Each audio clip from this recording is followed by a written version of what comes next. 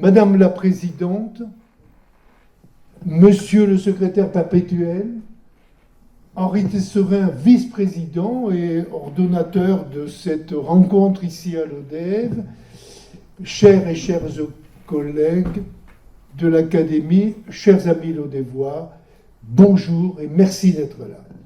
Mon propos est de faire revivre un passé où se retrouvent mêlés dans des destins croisés l'histoire familiale, l'histoire locale et l'histoire nationale. Mon histoire familiale sera le fil rouge de ce récit. Elle a commencé à l'ODEV au deuxième tiers du XIXe siècle avec la naissance de mon grand-père Joseph Rouvier dans une famille à laquelle le nom de Vitalis est associé. Il nous renvoie à une époque florissante de l'industrie drapière à l'ODEV. J'ai choisi comme titre de conférence, un peu pompeusement, mais je le revendique, Humanisme et gastronomie. Pourquoi l'avoir choisi ? Alors, je vous invite à une réflexion en guise d'avant-propos sur à la fois le terme et le contenu de ces mots. Dans humanisme, il y a deux racines, humus et humain. L'humus, c'est ce magma géologique et terrestre formé il y a des centaines de millions d'années sur lesquels les humains finiront par apparaître, habitant et occupant ce sol qui deviendra leur territoire et la terre de nos ancêtres. L'humain, c'est aussi l'humus, c'est aussi le sol dans sa rudesse, dans sa diversité, mais aussi dans ses richesses naturelles. L'humus, ce sont aussi les eaux qui, à travers les roches, s'enrichissent en minéraux, alimentent les rivières et favorisent le travail des hommes et leur activité. L'humus,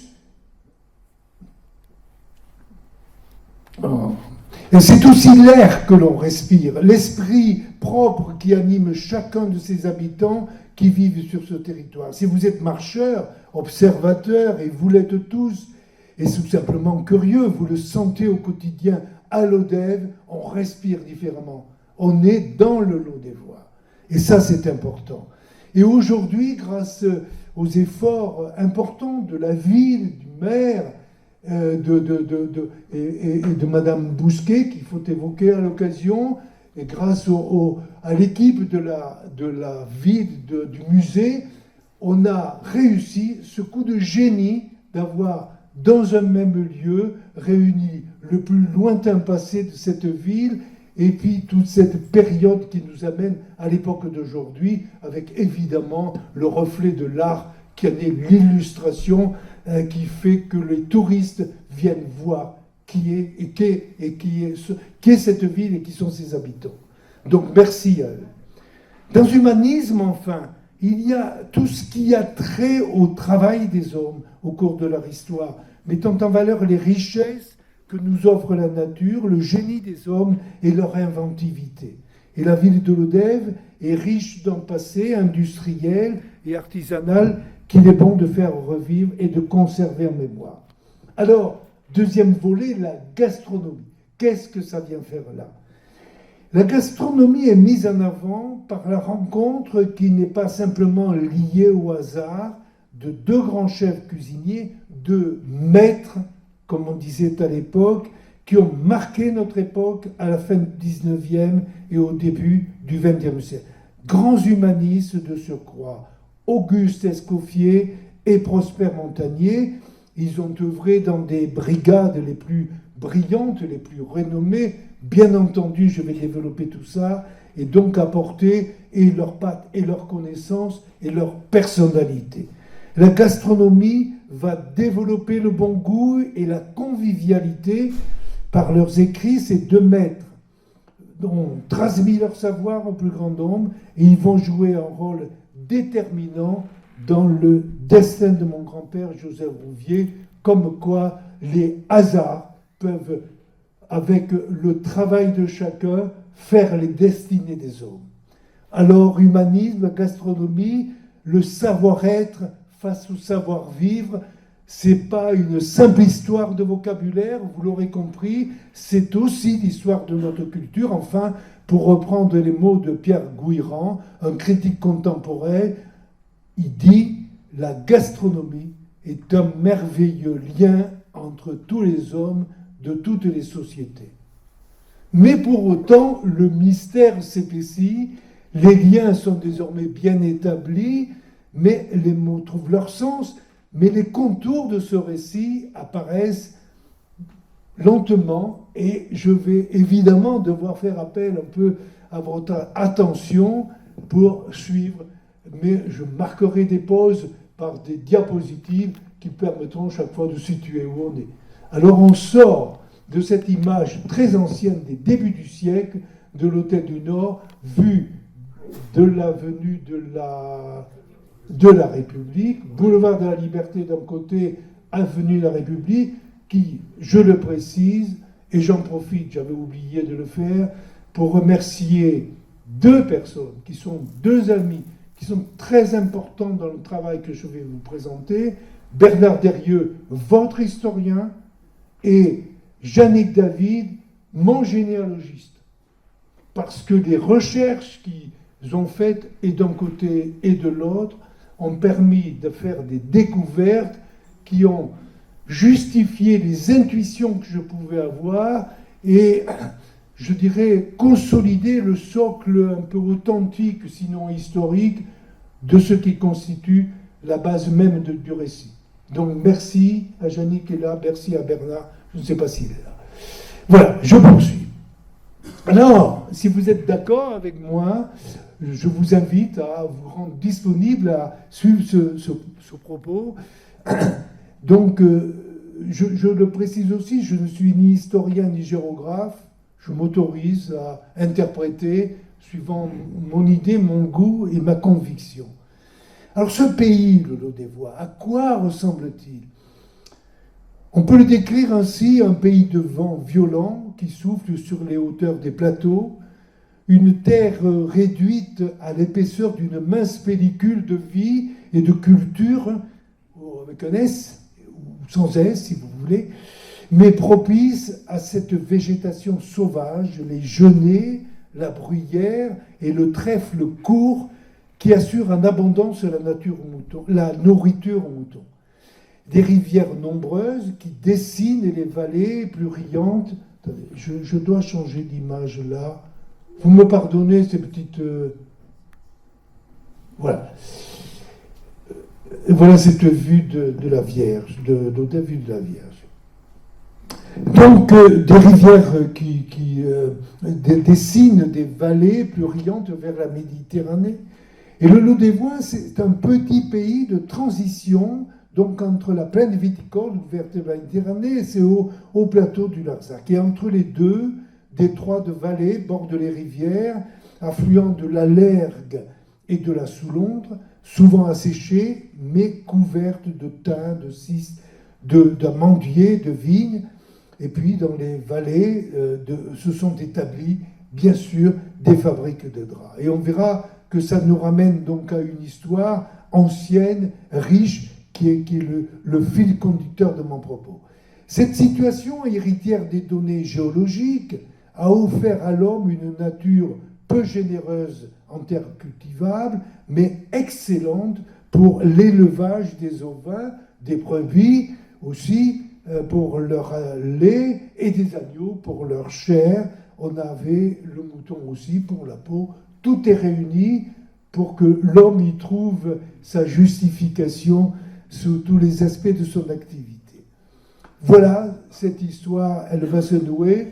Alors, simplement pour souligner la particularité de ce terroir du Lot-des-Voix, Nicolas de Lamoignon de Baville, qui a été intendant du Languedoc sous le règne de Louis XIV, écrit dans un ouvrage connu des historiens, Mémoire pour servir à l'histoire du Languedoc, l'Odève est un pays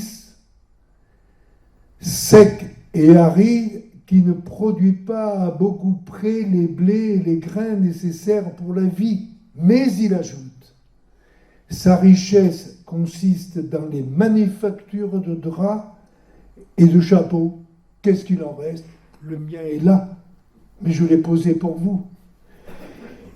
Et ce qui fait qu'il n'y a point de diocèse qui paie mieux la taille, quoique il n'y ait point où le terroir est plus stérile.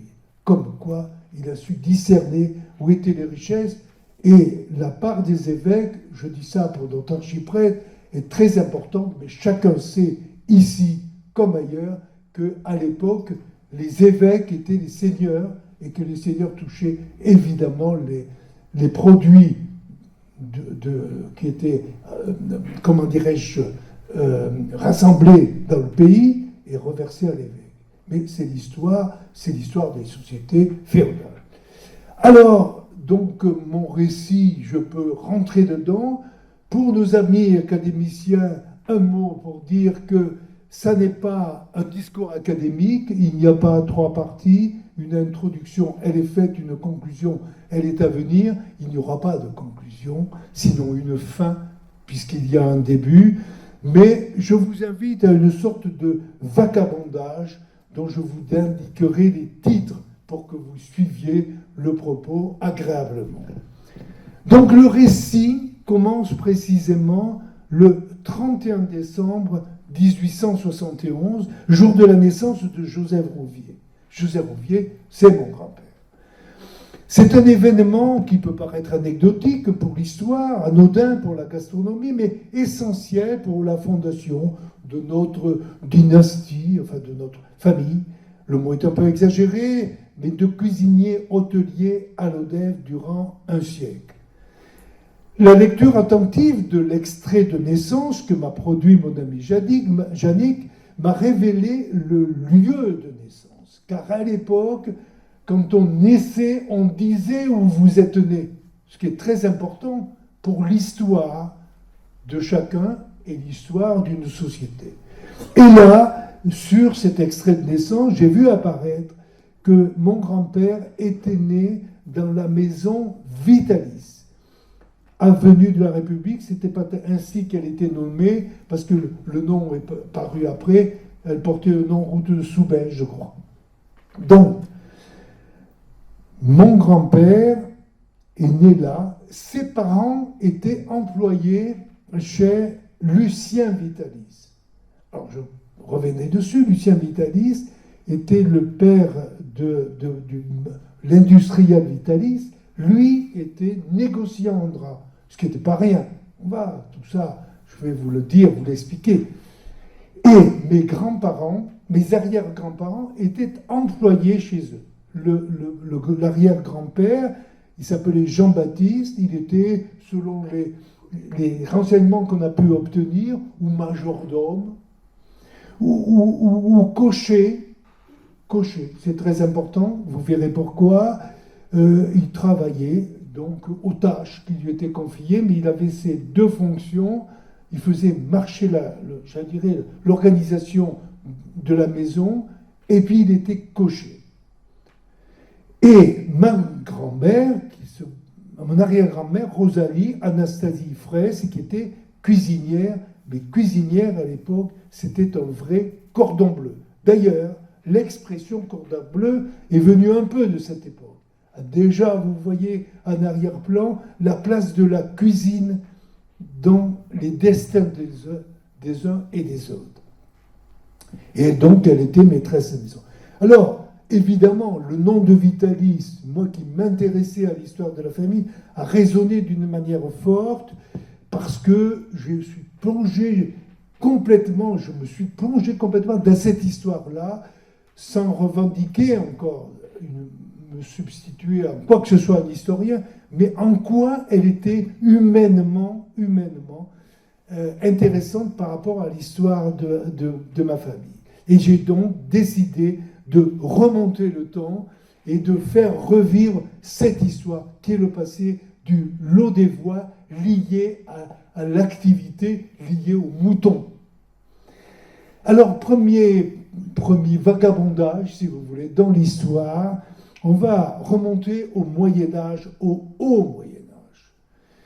Si l'on dit que la géographie fait l'histoire, elle fait aussi l'économie et la culture d'un territoire. Je l'avais signalé au début, et le Lodévois qui a hérité de terres ingrates a trouvé dans ces terres ingrates de quoi nourrir des moutons. Et à l'époque où l'homme, au néolithique s'installe sur un territoire, bien entendu, il plante et il élève ici des moutons. Donc cet enracinement lié à la géologie, au sol et à l'histoire, culturellement, est quelque chose qui est déterminant par rapport à l'activité des hommes. Alors, l'Odève n'était pas seul, il avait l'avantage, je l'ai expliqué, d'être baigné par deux rivières, la Lergue et la Soulonde, mais il y a eu d'autres lieux où l'artisanat du drap, du tissage s'est fait à Villeneuve, bien sûr, à Clermont aussi, et à Bellarieux. Ce qui nous intéresse, nous, ici, aujourd'hui, c'est le Lodévois. Alors, dès le Moyen-Âge, dès le haut Moyen-Âge, les artisans locaux ont appris à traiter la laine de mouton, à la teindre, à en faire du drap à l'issue d'une longue chaîne de manutention et d'opérations. Et donc, très rapidement, par la richesse des eaux qui étaient brassées, cette teinture, ce traitement du fil et du drap fait qu'il a acquis une particularité, une solidité, une beauté, quelque chose qui a été remarqué et à partir duquel on a décidé d'en faire non pas encore une industrie, mais un artisanat développé. Et chacun dans les familles avait des métiers à tisser et tout le monde était artisan du traitement du mouton et du fil de laine. Alors, le premier qui se soit vraiment intéressé et qui ait pris des directives, c'est Bernard Guy, que chacun connaît ici, ne serait-ce qu'au titre d'ancien évêque de Lodève, dans les années 1324-1331, en précisant que Bernard Guy a été le grand inquisiteur de Toulouse, mais ce n'est pas ce Bernard Guy-là qui nous intéresse, c'est celui qui a, il a écrit un mémoire sur la manière de fabriquer donc le fil et le drap. Ensuite, dans les années suivantes, en 1500, un autre évêque qui s'appelle Guillaume de Brissonnet a apporté de nouvelles des précisions dans la culture, dans la fabrication de ces draps. Et puis l'essor s'est prolongé. Il y a un autre évêque qui est intervenu, je vous ai expliqué pourquoi tout à l'heure, qui s'appelait Monseigneur de Chabonas, qui était un ami de Colbert. Vous voyez à quel niveau on commence à traiter les problèmes, c'est-à-dire qu'on s'adresse à l'autorité proche du roi. Et là, bien sûr, les décisions qui seront prises vont, vous l'imaginez, vont avoir un autre impact dans le classement, je dirais, de la valeur des draps fabriqués à Lodève. Et donc, Monseigneur Chamonas fait prendre des dispositions et il y a des décrets qui ont été pris.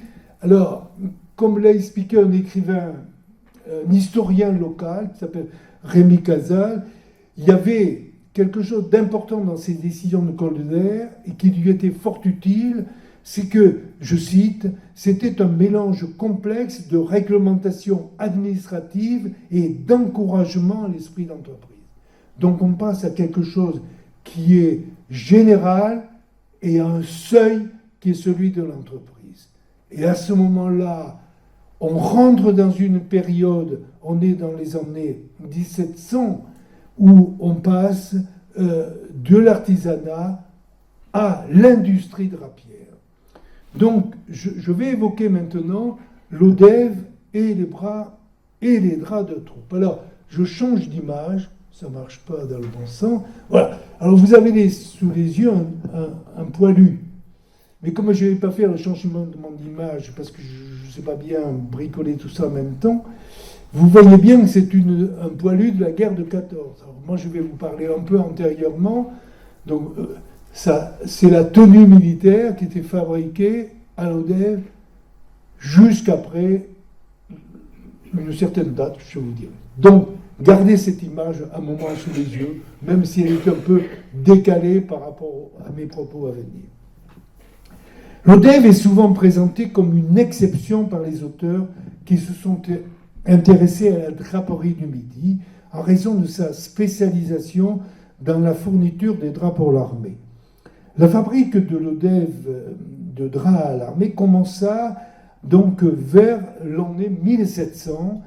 On reconnut en 1730 sa supériorité sur les autres, et cette supériorité donc c'est assise définitivement et exclusivement donc dans les années qui ont suivi. En 1725, on compte à l'ODEV 140 fabricants de draps. Un nouveau coup de fouet sera donné à l'activité par les voies du destin. Alors, les voies du destin, c'est bien entendu le cardinal de Fleury. On pourrait parler du cardinal de Fleury sous cet angle-là. Vous savez qu'il était ministre et précepteur de Louis XV, donc une place, si j'ose dire, royale pour un cardinal, et un intérêt particulier pour la ville de l'ODEV. Il y trouvait son compte. Pardonnez-moi de mes propos s'ils peuvent vous paraître choquants. Il est issu de familles qui ont des ascendances un peu drapières, mais pas à l'échelon que l'on verra en suivant. Et puis, mais une envie pour la famille de faire du jeune Auguste, je crois, de Fleury, je ne sais pas si c'est un personnage important. Donc, il faut asseoir sa carrière, et on lui donne le titre de Fleury. C'est comme ça qu'on associait des titres nobiliaires provenant de châteaux un peu désargentés que on pouvait raccrocher et qui donnaient, si j'ose dire, de la noblesse au nom, au titre et au destin. Et donc le cardinal de Fleury a vu qu'il y avait un intérêt majeur, bien sûr, à défendre auprès du roi la place du drap de l'ODEV, et c'est ainsi que les dispositions techniques et les ordonnances ont conforté cette position. Merci, cardinal de Fleury, mais ça, vous le savez déjà, que l'ODEV lui doit beaucoup. Voilà. Alors, cette histoire-là, elle va se développer à l'ODEV, bien entendu. Les ordonnances sont en place, les ordonnances de 1776, et on avance dans le temps. Donc, quelques chiffres qui sont importants. La population en 1831, c'est pas si loin que ça, tout de même, elle était de 9 900 habitants, 10 000 habitants. Elle est passée, après 1870, où là, alors, les troupes du temps des guerres de napoléoniennes, du troisième Napoléon, l'ODEV est passé à 12 960 habitants, Madame le maire. Ça fait rêver. Voilà.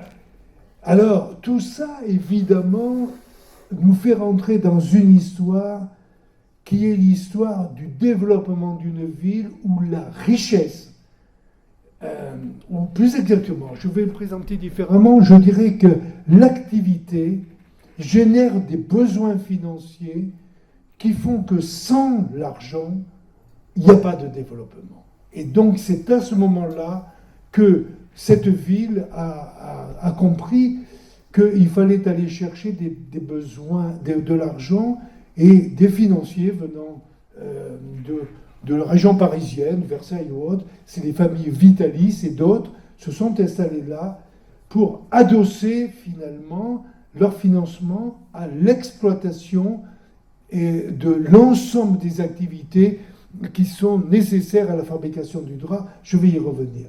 Donc ça, c'est important parce que, évidemment, ces familles-là, elles se sont installées à l'ODEV, elles ont vécu à l'ODEV, elles ont gardé des relations avec les régions parisiennes où elles allaient, ne serait-ce que pour se divertir, car la vie à l'ODEV, même si elle était importante sur le plan de l'activité, Vous n'avez pas toutes les distractions que pouvait offrir la vie parisienne, mais vous verrez que c'est important parce que ces familles-là, évidemment, ont appris le goût aussi dans les restaurants.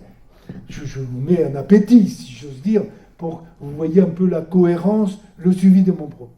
Alors, c'est intéressant de rappeler que, évidemment, ces familles se liaient entre elles. Elles se liaient par des besoins de financement, mais après par des nécessités de la vie, les mariages.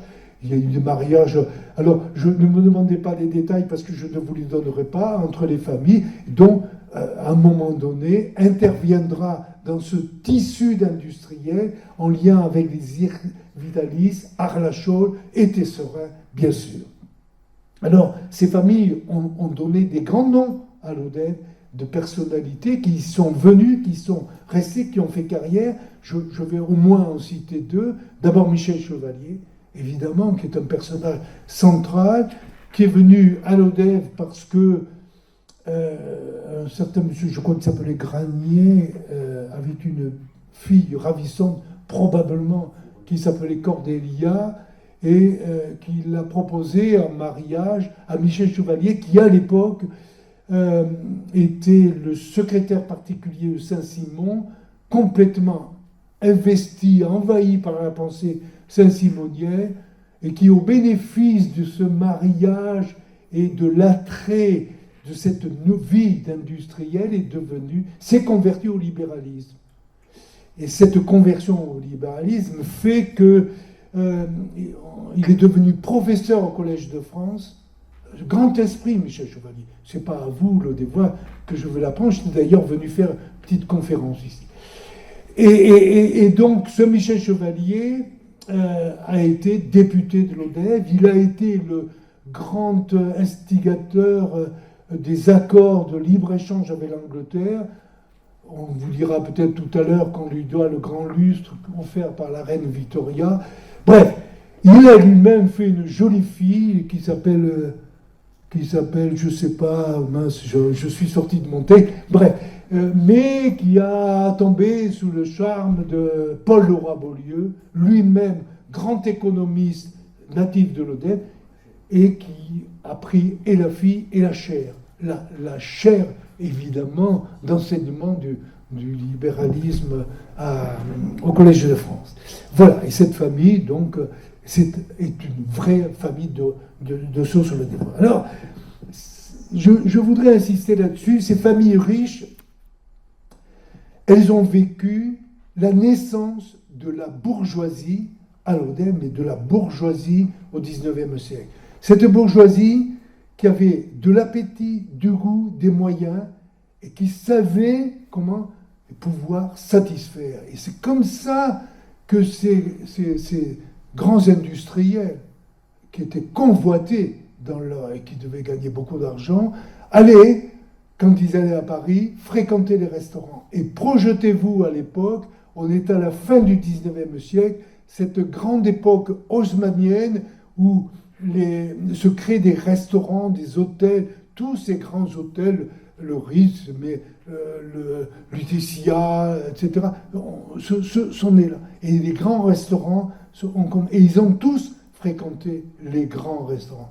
Et il devait y avoir des relations d'amitié avec les grands chefs qui étaient évidemment ceux qui allaient au-devant des clients pour les recevoir les remerciements justifiés par les bons repas qui leur étaient servis.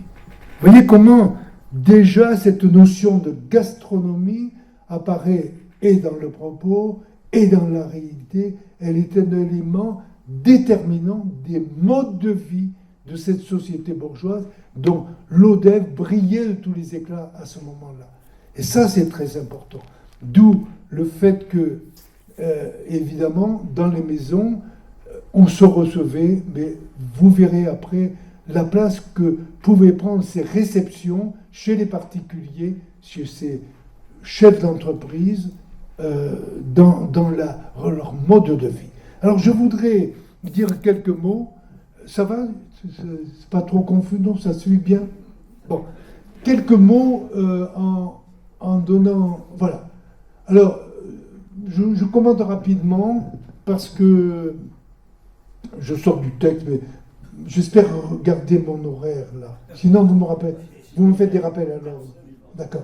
Alors, simplement, ce plan est intéressant, vous ne voyez pas très bien, mais vous imaginez, l'ODEV était nourri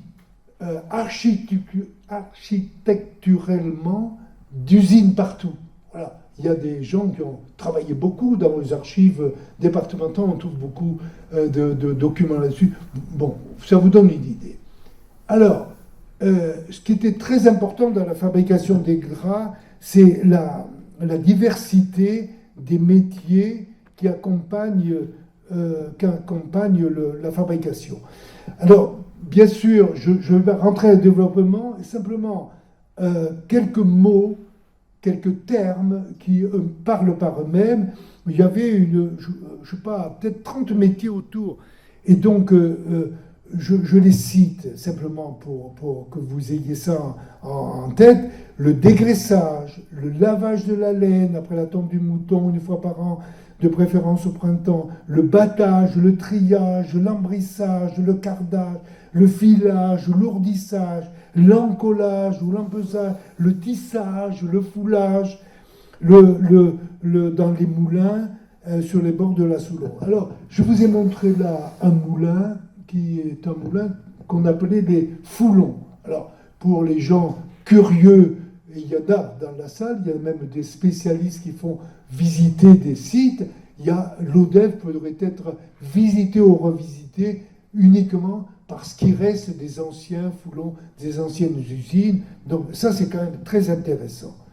Alors, je poursuis là et voilà. J'ai pris quelques images, vous en trouvez sur Internet, d'usines de tissage de draps. Vous voyez, quand on voit les ateliers, on mesure que ça avait quand même beaucoup d'importance. J'y reviendrai en parlant des draps, des tenues militaires tout à l'heure. Voilà. Alors, un mot sur cette diapo, parce que elle nous présente, je dirais, l'usine emblématique. Je me tourne vers Henri de l'ODEV, c'est l'usine Vitalis qui est au Pont de Seine, dont il ne reste plus rien en tant que... mais qui a une histoire qui est particulièrement intéressante, parce que sous réserve, encore une fois de précision, on pourra en reparler tout à l'heure, c'est vraiment l'adossement de la famille Tesserin aux familles Vitalis, dont cette usine Vitalis qui est devenue Vitalis Arcachol Tesserin. Il y a toute une histoire liée à ça. Donc le site de la... Et après, quand les difficultés sont apparues, c'est Lacasse qui a installé là son entreprise d'électricité. Mais vous voyez, elle se trouve au bout de l'avenue de la République avant de prendre le pont de Seine. Je poursuis, je pense qu'il y a une autre image, non ? Non. Voilà. Donc, je pense que c'est suffisant, j'allais dire, pour imaginer ce qu'était l'industrie dans sa dimension, prête à fournir ces draps régulièrement pour l'armée. Rappelons-nous que la guerre de 14, c'est 1 million de soldats qui ont été habillés avec les draps fabriqués à l'ODEV. Ouais, vous voyez ce que ça peut représenter en volume, en activité, c'est assez considérable. Alors, bien entendu, les choses sont toujours liées, les destins sont liés aux circonstances économiques et aux évolutions de la vie. Et donc, c'est à cette époque donc, à la fois on développe le réseau routier et on verra pareil sur les chemins de fer. Alors j'ai pris cette image parce qu'elle est extrêmement intéressante. Il y avait comme communication aux temps anciens une route ou un chemin qui passait par le Perthus, puis on a créé une route qui était la route qui passait par Saint-Étienne de Gourgas, et on s'est attaqué aux travaux des pas de l'Escalette, c'était dans les années 1867, et c'était extrêmement intéressant parce qu'il y a un lien là avec Michel Chevalier, ce chantier-là. C'est anecdotique, mais c'est intéressant, d'où la photo. Ce chantier-là a été confié par un entrepreneur local qui s'est trouvé confronté à un chantier énorme. Il n'avait à l'époque que des moyens probablement inadaptés pour ça. Et Michel Chevalier, personnellement, a donné les moyens à cet entrepreneur d'aller trouver le Frédéric Nobel qui avait inventé la dynamite pour mettre à profit cette invention pour pouvoir construire ce chantier. Voilà, donc c'était intéressant de voir comment finalement une forte activité crée un besoin essentiel parce que les communications finalement sont nécessaires à l'échange, etc., etc. Et puis vient en même temps la création de la gare de l'Odève. Alors elle est modeste, c'était extrêmement émouvant de voir cette photo parce que voilà, il y a un peu de trafic, mais c'était important en 1867 d'imaginer qu'il y avait une liaison ferroviaire avec, bien sûr, la région de la Méditerranée. Alors, je poursuis. Donc, mon grand-père Joseph naît chez Lucien Vitalis, Léon Vitalis, qui est député, non, chez Lucien Vitalis. Léon est le fabricant de draps, Lucien est donc négociant. Il est maire de l'Odève. Il est maire de l'Odève en 1871 ou 74. Il meurt maire de l'Odève en 1870. Mon grand-père est là. Et donc, sa maman sert la famille Vitalis, donc ces gens qui se recevaient chez eux et qui devaient évidemment avoir une bonne cuisinière. Alors j'imagine que mon grand-père a été dans les jupes de sa mère, très, voilà, à la fois aimant et curieux, et qu'il a vu sûrement prendre le goût de ce qu'était la cuisine. Et le papa, Monsieur Vitalis meurt, et Madame Vitalis, une personne extrêmement généreuse, elle a vécu longtemps dans sa maison qui se trouve près de là où est aujourd'hui la caisse d'épargne. C'est là qu'il y avait la grande maison Vitalis. Hein, et donc, elle s'intéresse sûrement à la vie, enfin au devenir de ce petit Joseph. Et elle décide de l'envoyer en apprentissage. Et pas n'importe où, elle l'envoie en apprentissage au Grand Hôtel à Monte-Carlo. Voilà, le Grand Hôtel. Cet hôtel vient d'être rénové, alors que, parallèlement, s'est construit le Grand Hôtel de Paris à Monte-Carlo, qui était la propriété du prince de Monte-Carlo et de la société de bains de mer. Et à cette époque, le directeur de l'hôtel, c'est Charles Ritz. Et Charles Ritz, c'est le maître des grands hôtels de cette période du 19e, y compris le Ritz à Paris, y compris le Savoy. Et le chef en est Augustin Escoffier. Je dirais deux mots rapidement sur ces grands chefs, dans le peu de temps qu'il nous reste, mais simplement, il commence sa carrière là. Il a 15, 16 ans, 17 ans, je ne sais pas quand il est parti. Je ne sais pas, mais c'est cette époque où tous les cuisiniers allaient, marmitons, auprès de chefs. On ne parlait pas de brigade encore. Et donc il commence auprès d'Escoffier. Escoffier est un maître de la cuisine. C'est comme ça qu'on les appelait à l'époque. Il est déjà connu, on dit à Charles Ritz, c'est lui qu'il vous faut. Ils n'étaient pas des milliers, et c'est lui qu'il vous faut. Alors il a eu une formation dans les cuisines militaires, il a été cuisinier des armées de l'Est, et il a appris là ce qu'était l'ordre et l'organisation dans les armées. Et il a inventé la cuisine, l'organisation de la cuisine. C'est lui, Augustin Escoffier, qui a créé les brigades, avec une hiérarchie militaire, un chef, un sous-chef, un chef de brigade, avec un vocabulaire, une organisation. la relation entre le cuisinier et le patron et l'employé était à l'époque des coups de gueule. Il a enlevé tout ça, il a créé une organisation extrêmement humaine dans les relations humaines, mais également efficace dans l'organisation. Et pour aller au bout de l'humanisme de cet homme, quand il a dirigé les cuisines du Savoy à Londres, voilà la façade. Voilà. Vous voyez, c'est très révélateur, c'est une photo des touristes, la tenue du chef de cuisine.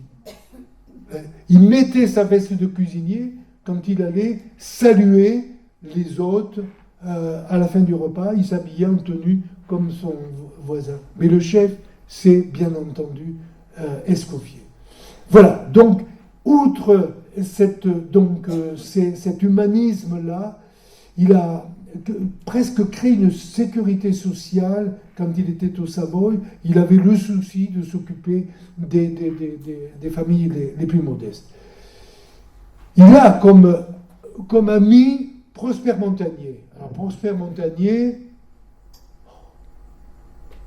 bon, menu, on en reparlera s'il y a des questions. Voilà, Prosper Montagnier, c'est qui est né, qui doit avoir 5-6 ans après, l'a suivi dans les fonctions que Auguste Escoffier occupait. Vous voyez sa tenue, veste noire dessus, veste blanche. Il a été son successeur à l'hôtel de Paris, et à un moment donné, quand il a travaillé avec lui à l'hôtel de Paris, quand il est parti, il est allé au Grand Hôtel de Paris à Monte-Carlo. Il a pris par la main le petit Joseph, et le petit Joseph Rouvier est allé à l'hôtel de Paris à Monte-Carlo, et il y a trouvé comme chef un ami de Prosper Montagnier qui s'appelait Prosper Salle. Et on le verra pas, mais sachez que l'un et l'autre ont beaucoup travaillé à la présentation des ouvrages familiarisant la cuisine. Ils ont à la fois présenté des ouvrages essentiels, que ce soit Larousse gastronomique, que ce soit d'autres ouvrages qui ont été élaborés par Prosper Montagnier et Prosper Salle, et auxquels ont participé pour la rédaction des recettes mon grand-père, qui avait travaillé à l'époque dans les brigades à Monte-Carlo. Alors, comme je saute, et comme c'est tyrannique pour moi, vous comprenez, de voir. Je voudrais terminer le portrait, avant de revenir à la famille de Joseph, terminer le portrait de Prosper Montagnier, pour que ça ait un peu de cohérence. Pourquoi ce lien entre la gourmandise, la gastronomie, les draps, l'armée et puis ces grands chefs? Parce que le hasard, si tant est que c'est ce mot qu'il faille retenir, fait bien les choses et imbrique bien les destins des gens. Alors, Prosper Montagnier, outre le fait que c'était un grand chef de cuisine, outre le fait qu'il était le filleul, en quelque sorte, en gastronomie d'Auguste Escoffier, immense chef, la référence de la cuisine, par les écrits, par son travail, sa réputation, les conférences qu'il donnait, il s'est beaucoup intéressé à la cuisine des poilus. Alors, j'avais évidemment prévu de vous dire des choses là-dessus. On est en 1914, et c'est la guerre qui a déclaré, et donc il faut savoir que les poilus à l'époque, le fait qu'ils mangent bien ou pas, chaud ou froid, ça n'intéressait personne. Clairement, Ça n'intéressait d'ailleurs pas du tout la société française. C'est très intéressant. Donc ça veut dire que les soldats, on les a envoyés au front, je ne vais pas faire de commentaires là-dessus, mais ils avaient leur gamelle, et dans la gamelle, il y avait ce qu'il fallait pour manger. On a trouvé d'ailleurs moyen, avec le temps, les dangers, d'y ajouter du vin. Mais parce que les viticulteurs n'étaient pas idiots, ils ont compris qu'il y avait des marchés à prendre et les ont pris. Donc on est passé du quart de vin réglementaire au demi, voire plus, quand la guerre a avancé et que les risques étaient là. Bref, ce qui était essentiel, ce qu'avait compris Prosper Montagnier, c'est que le soldat, au front, avait droit, sur le plan humain, à être respecté en tant qu'homme. Et donc, contre la vie publique, si vous voulez, il a créé, inventé, pas inventé parce que ça existait ailleurs, les roulantes. Il a imposé la présence des roulantes dans l'armée dans les tranchées. Et donc, à partir de là, assez rapidement, dès le début de la guerre de 14, les soldats pouvaient avoir de la nourriture. Donc, ça, c'est important. Ce personnage-là, évidemment, a marqué l'histoire de la famille Rouvier de ce point de vue et de cette continuation à écrire des textes pour lesquels il sollicitait mes grands-parents. Voilà. Alors, je passe très vite et j'en reviens après au destin des Rouvier. Alors, je ne sais pas où j'en suis de mes photos parce que vous me troublez. Vous voyez, les cuisines des poilus. Voilà. On retourne à l'hôtel du Nord. On retourne à l'hôtel du Nord et donc mon grand-père termine ses classes, si j'ose dire, dans les cuisines. Il est quand même chef grillardin au Grand Hôtel de Paris à Monte-Carlo. 500 couverts midi, 500 couverts le soir. Brigade de 30 à 40 vestes blanches. Il a donc une carrière de chef reconnu, chef de brigade. J'ai là des textes, si vous voulez voir, dans lesquels Prosper Salle, qui a été son chef là-bas, avant Montagnier, le remercie et le rend hommage à son rôle dans cette brigade. Bref, il revient à l'ODEV, et là, il trouve une charmante jeune fille qui a 20 ans. 20 ans. Et il l'épouse. Il l'épouse au mois de décembre. Et je pense que son destin se définit là. Cet homme-là, nourri dans son métier de cuisine, décide de s'installer à l'ODEV. Il ne pouvait pas avoir d'autre destin que de s'inscrire dans cette ville odévoise. Je crois que ça, c'est très important. Donc, il se marie et il met en œuvre rapidement, mais normalement. Elle n'est pas normale, elle est jeune, jolie, mais un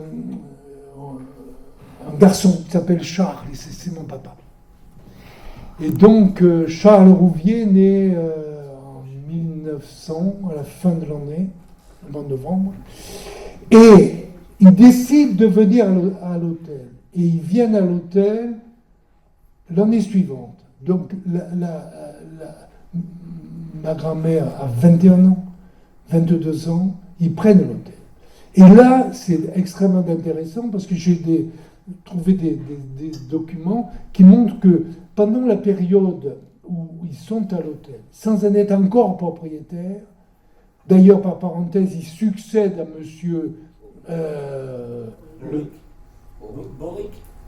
Auric, vous voyez, c'est tellement... C'est affreux. C'est affreux d'avoir oublié le nom, mais très connu. On ne connaît que. Voilà, on ne connaît que. D'ailleurs, ils ont leur plaque.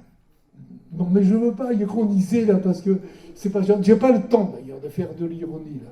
J'ai pas le temps. Donc mon grand-père s'installe à l'hôtel. Il prend une gérance avec un monsieur qui est propriétaire de cet hôtel depuis 1842 ou 43. Hôtel qui à l'origine était un relais de poste, d'où le rôle de cocher. Voyez ? Et ce relais de poste a été construit avec cette façade donnant sur la rue de la République parce qu'on savait à l'époque, par les documents, qu'on allait percer la rue de la République. Et cette façade exceptionnelle de l'hôtel avec cette terrasse Hôtel du Nord, dont le nom est venu après, vient de cette époque-là. Tout ça est quand même réfléchi et s'inscrit dans l'histoire du patrimoine. Donc il est là, il s'installe et il est le cuisinier des familles au départ. Il faut savoir que jusqu'en 1925-30, dernier état, les familles vivaient aisément, très aisément. La guerre de 14, c'est entre les deux. On a continué à fournir des tenues bleues que j'ai montrées tout à l'heure, jusque longtemps après. Parce que vous imaginez qu'on ne remplace pas une tenue de 1 million et quelques soldats du jour au lendemain. Donc il a fallu probablement 3 ans, donc jusque presque dans les années 15-16, pour changer vraiment l'uniforme bleu qui n'était plus approprié. Bon, et puis les pertes de privilèges ont fait que cette industrie s'est progressivement un peu délitée, dégradée, etc. Et économiquement a malheureusement terminé, on sait l'histoire. Donc, pendant cette longue période, qui a duré probablement jusqu'aux années 25, il était cuisinier dans les familles et cuisinier de gastronomie. Donc il faisait de la bonne cuisine, parce que ces familles étaient exigeantes, parce que quand elles allaient à Paris, elles retrouvaient les grands restaurants, le Doyen, le Ritz, etc. Elles savaient ce qu'était que la grande cuisine. Donc c'était sûrement un grand chef. Mon papa, mon Charles, et bien entendu, il est formé au fourneau, si j'ose dire. Il vit dans cet ambiance. Il n'a pas d'autre destin que d'apprendre à cuire. Et il va pareillement pistonné, enfin parrainé par les grands maîtres, probablement Prosper Montagnier ou autres Falcos. Il va commencer sa vie, et là, il faut que je vous montre ça. Il faut que je montre ça parce que ça, c'est très très beau. Attends, excusez-moi. Et il va commencer sa carrière comme cuisinier au Claridge. Le Claridge est un hôtel qui se trouve au bas de la rue des avenues Champs-Élysées, qui a été terminé en 1914, réquisitionné par la Croix-Rouge en 1914, pour des raisons que vous imaginez avec la guerre, et rendu en quelque sorte à sa destinée pour lesquelles il était fait l'hôtel et la cuisine en 1919. Et papa, Charles donc, est là. Et Charles nous a raconté des centaines de fois qu'il avait vu ça.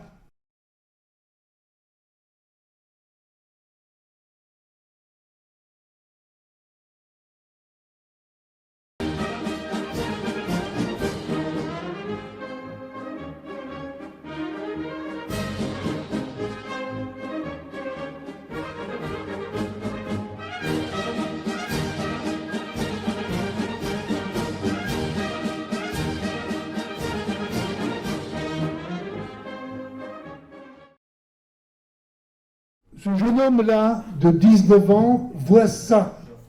Ça, c'est le défilé de la Victoire à Paris. Et c'est un événement planétaire.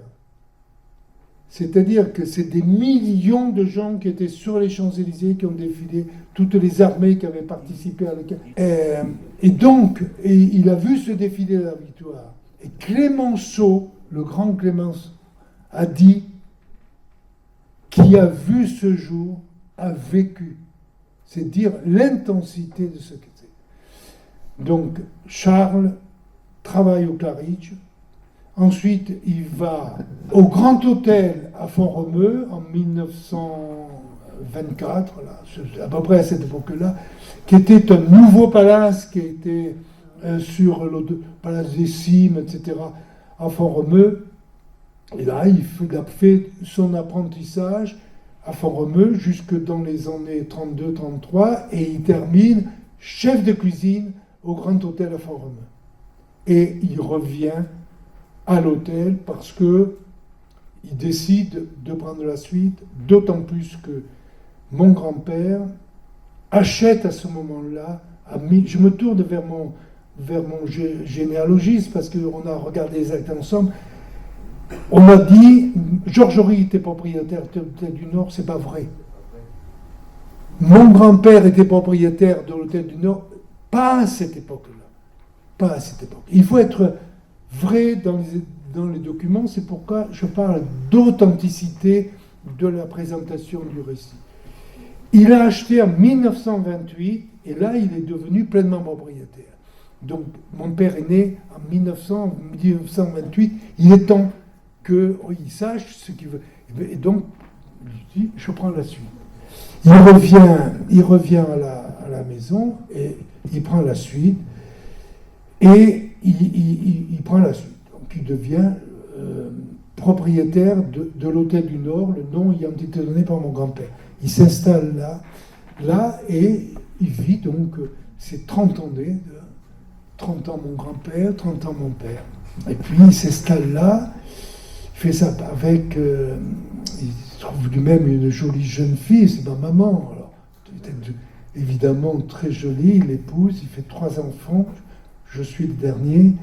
Avant il y a Claude, dont on a parlé tout à l'heure, l'ami de Jean, et puis Jacques, bien sûr, dont je vais reparler dans un instant, et puis Jean-Marie. Et la vie continue, l'époque n'est plus la même. L'époque déjà commence à plus être la même, mais dans les années quand même compliquées de l'après-guerre, c'était pas simple, et en suivant, ça n'était pas davantage. Mais il garde cet hôtel, il lui garde son luxe, son prestige, sa gentillesse, et ce qui en faisait son image de marque. Et puis, il a 3 enfants, et le cadet s'appelle Jacques, et lui aussi choisit la voie hôtelière, mais avec un cursus différent, parce qu'il suit la voie de formation à l'hôtellerie dans une école hôtelière. Sachez que les écoles hôtelières n'ont existé qu'au début du XXe siècle, et encore pas de manière très, très établie, je dirais, mais clairement dans les années 50, je sais pas, 50, 52, quand Jacques est allé à Toulouse. Donc il a fait ses études, et il va faire ses études dans une bonne école hôtelière, qui est l'école hôtelière de Toulouse, rue Croix-Baragnon à l'époque.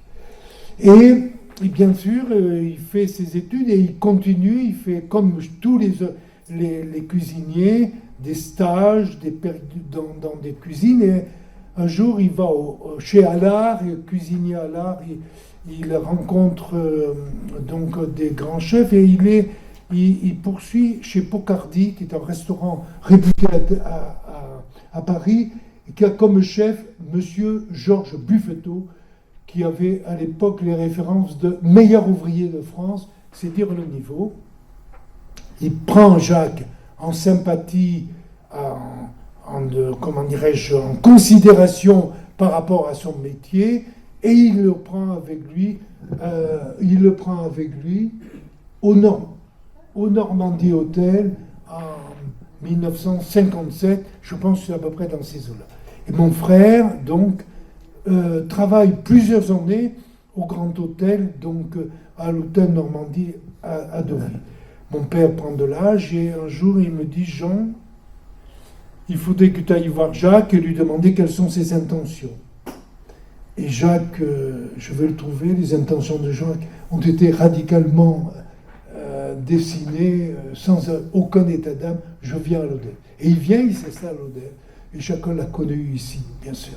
Chacun l'a connu. Il rencontre Michel Vaillet, qui l'épouse. Mon frère, n'ayant pas de descendance, vend l'hôtel.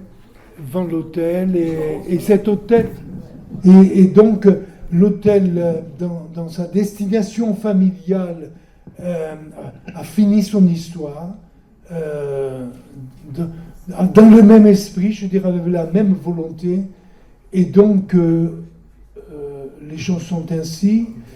Il y a eu une succession après, donc qui ne m'intéresse pas, sauf que par le hasard des choses, voyant une affiche, je me suis présenté l'autre jour, c'était il y a quelques semaines devant l'hôtel, et j'ai vu que l'hôtel était mis en vente.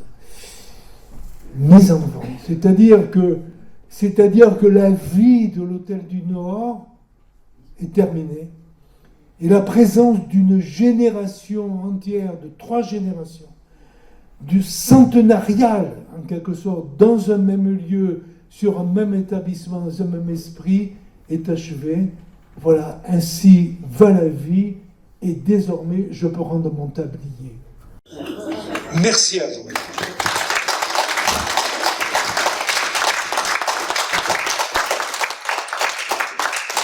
Merci Jean-Marie pour cet exposé, beaucoup de détails que connaissent bien les Lodénois. Tu as abordé 4 thèmes que je vais résumer très rapidement et que je resitue dans toute l'histoire régionale.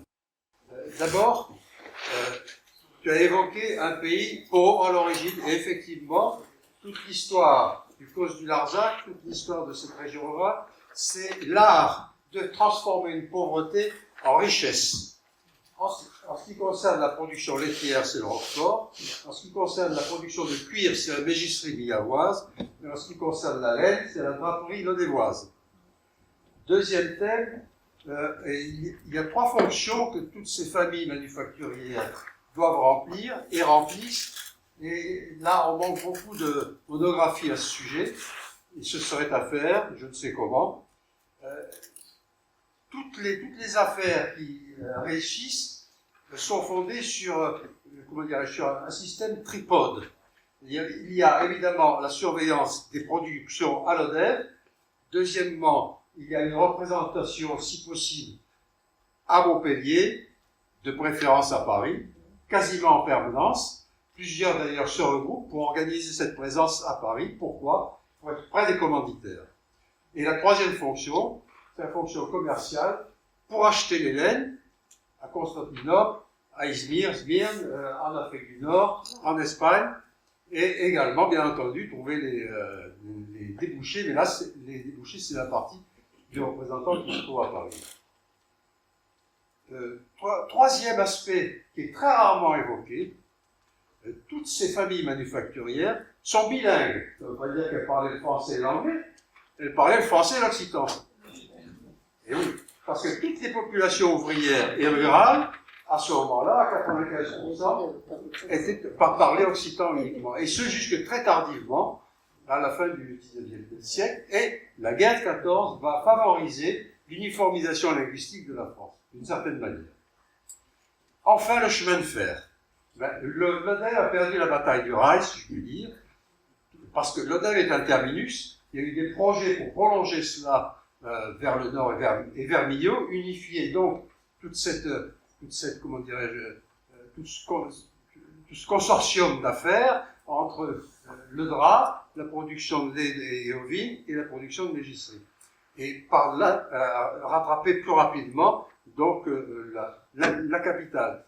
Cette affaire-là capote dans les années 1860 et c'est une des raisons de l'abandon de toute l'industrie lodévoise et régionale. Parce qu'il aurait fallu, comme le dit Christopher Johnson dans sa très très importante étude, il aurait fallu pouvoir connecter toutes ces vallées qui étaient fortement industrialisées, Bédarieux, également Saint-Gervais-sur-Marne, enfin tout ce secteur-là. Ça n'a pas été fait, et évidemment c'est tombé par la suite. Je n'en dis pas plus. Une remarque pour notre orateur, merci pour cet exposé. Pour rétablir l'équilibre entre le Lodévois et les Cévennes, et pour inspirer la citation de Blaise Pascal, vérité en deçà et mort au-delà, la moignon de Basile a encensé la belle des catholiques Lodève, et il a un peu massacré la plus rurale les protestantes Cévennes. Voilà, c'était juste pour remettre les choses dans l'équilibre. Merci. Ah, ça, pour moi, enfin, moi, j'ai pas. C'était pas le sujet. J'ai pas de caution à apporter à la citation. Elle m'intéressait par sa spécificité et sa lucidité d'appréciation sur l'aspect de pauvreté d'une certaine ressource qui n'empêche pas la mise en valeur d'une autre. Et ça, c'est le génie du Lodévois d'avoir, après le problème, Du Lodévois, du Villavoir aussi, il ne faut pas perdre du CP. ils sont châteliers, ils sont châteliers. Une question Quelquefois on dit Lodève est une porte des Cévennes. Ah, ça fait rigoler, une question.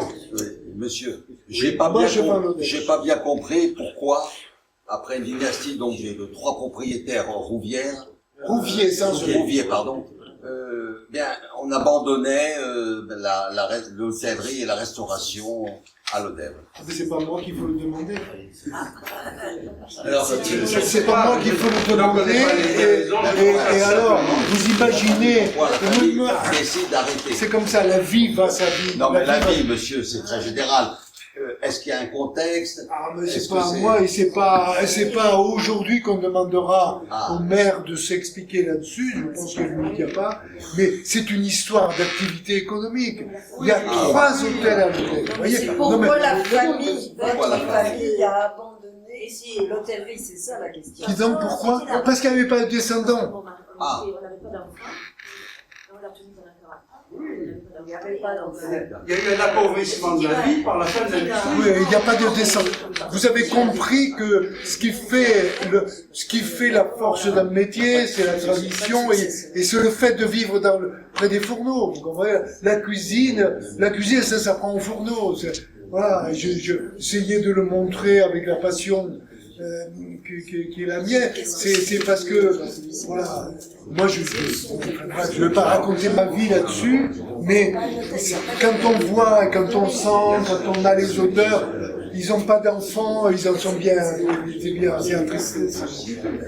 Et puis, ce qui s'est passé quand mon frère a vendu, ça c'est plus notre propos. Enfin, ce qui se passe après, je peux pas répondre. Tu as clairement dit tout à l'heure qu'il y avait à un certain moment une bourgeoisie qui avait de l'argent et qui pouvait faire vivre ce mode et qui recevait des personnes qui venaient descendre dans ces hôtels-là. Il y avait l'hôtel du Nord, il y avait également l'hôtel de la Croix-Blanche. Oui. Bon, et c'était un petit peu du même type, bon, qui avait le même genre de clientèle aussi. Les deux ferment quasiment en même temps. Ce n'est pas par hasard, ce n'est pas par incompétence des personnes, c'est parce qu'il y a eu désertion du marché. Il n'y avait plus de quoi alimenter ce genre d'affaires, tout simplement. C'est mon analyse. D'autres questions?